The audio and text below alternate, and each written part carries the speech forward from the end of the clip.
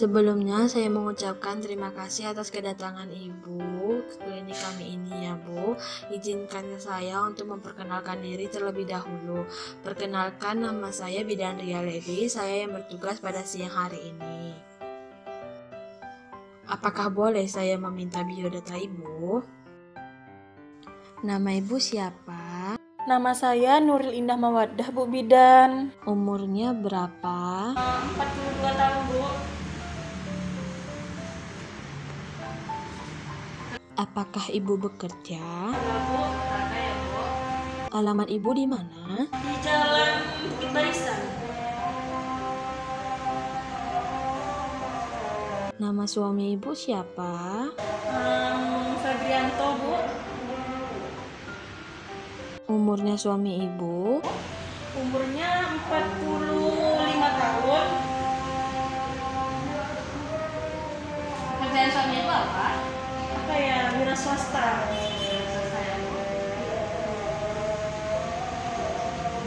Baik Ibu, apakah ada keluhan sehingga Ibu datang kemari? Begini, Bu Bidan, saya ingin KB dikarenakan masih kuliah, Bu.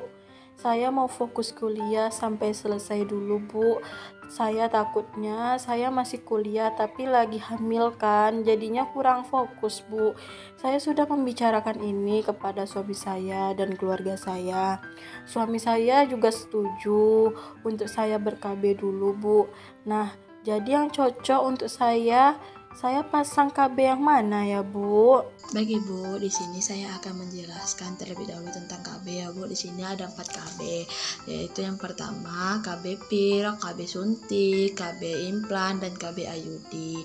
Nah, kalau KB pil ini mengandung estrogen dan progesteron yang diminum setiap hari selama 21 sampai 28 hari.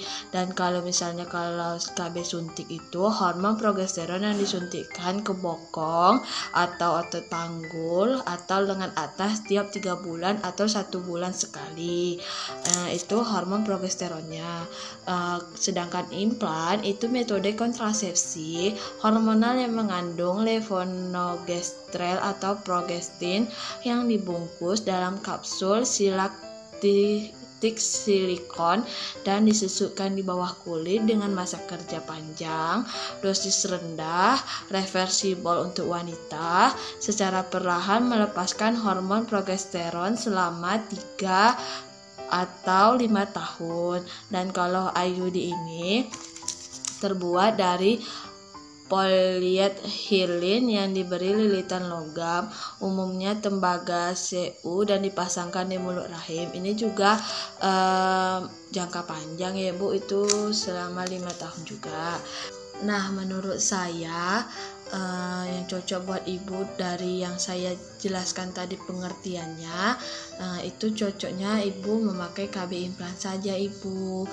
Dikarenakan di sisi lain itu dosisnya rendah, di sisi lain juga itu KB-nya itu jangka panjang selama 3 atau sampai 5 tahun. Nah, kalau Ibu bersedia, saya akan menjelaskan lebih rinci agar supaya Ibu mengerti tingkat keberhasilan dari KB implan ini. Sudah 97-99% ya Ibu. Terus pasti Ibu bertanya, bagaimana sih cara kerjanya gitu kan Bu? Cara kerjanya itu yang pertama menghambat terjadinya evolusi, yang kedua menyebabkan endometrium atau selaput lendir tidak siap untuk nidasi atau menerima pembuahan, yang ketiga mempertebal lendir serviks atau rahim, menipiskan lapisan selaput lendir atau endometrium. Nah, di sini kalau memakai KB pasti ada keuntungan dan kerugiannya gitu kan Bu. Keuntungannya itu tidak menekan produksi ASI, terus praktis dan efektif, tidak harus mengingat-ingat gitu Bu. Kalau KB pil kan harus diingat-ingat, oh ini harus minum ini waktunya ini gitu. Kalau implan kan tidak gitu kan Bu.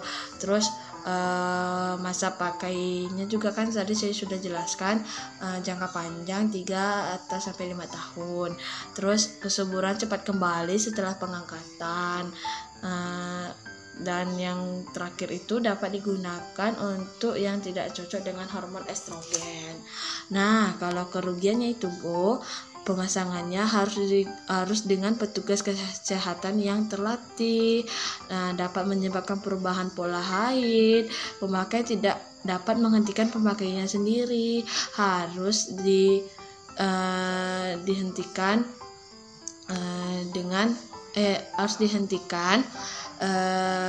ke klinik yang sebelumnya gitu Bu, harus dihentikan oleh bidan atau dokter yang terlatih gitu kan Bu. Terus implan ini sih lebih mahal gitu kan Bu daripada pil KB. Namun kalau dari permasalahan Ibu kan ini lebih cocoknya karena ini jangka panjang gitu kan Bu. Terus susu dapat terlihat di bawah kulit gitu. Terus gimana sih cara pemasangannya gitu kan Bu. Saat yang tepat tuh adalah pada saat haid 1-2 hari setelah menstruasi. Itu baru bisa dipasangkan implan. Nah, siapa aja sih yang nggak boleh dipasangkan implan gitu kan Bu?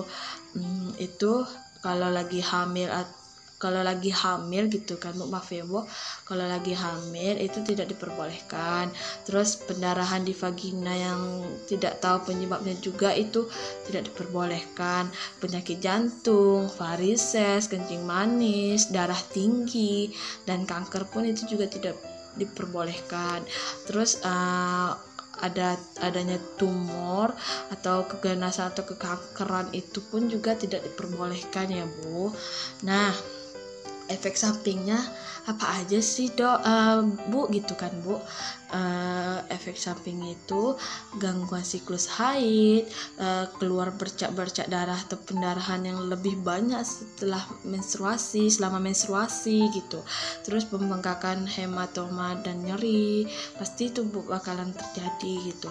Terus yang sering terjadi juga ini pusing dan mual pasti bakalan terjadi gitu Bu.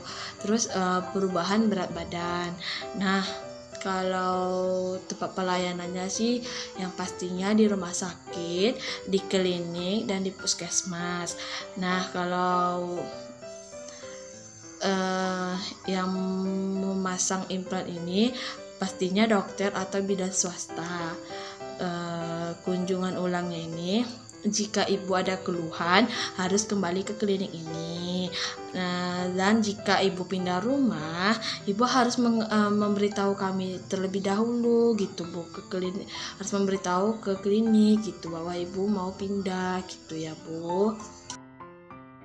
Oh begitu ya Bu Bidan, atas penjelasannya. Saya mengerti dengan penjelasan Ibu mengenai KB-KB, yaitu ya macam-macam KB dan keuntungan dan kerugiannya ya Bu.